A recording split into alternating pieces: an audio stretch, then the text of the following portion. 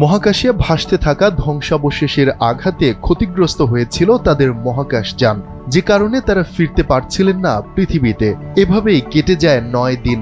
অবশেষে সব শঙ্কা কাটিয়ে নিরাপদে পৃথিবীতে ফিরলেন চীনের 3 মহাকাশচারী। স্থানীয় সময় শুক্রবার পৃথিবীতে ল্যান্ডিং করেন তারা।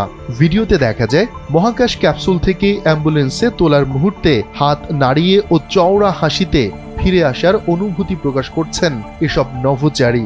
সেখানে থাকা চিকিৎসকরা জানান সুস্থই রয়েছেন অভিযানে অংশ নেয়া সব মহাকাশচারী। চায়না ম্যানড স্পেস এজেন্সি জানায় সেনঝু ক্যাপসুল 20 ভিউ পয়েন্টে ছোট্ট একটি ফাটল দেখা যায়। ওই অবস্থায় যাত্রা শুরু করলে বড় ধরনের দুর্ঘটনার আশঙ্কা ছিল।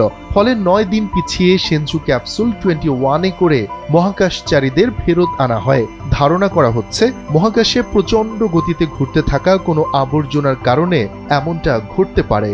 তথ্য বলছে গেল 24 এপ্রিল চীনের ঝিউকুয়ান স্যাটেলাইট লঞ্চ সেন্টার থেকে উৎক্ষেপণ করা হয় সেনঝু 20 নামের এই মহাকাশযান।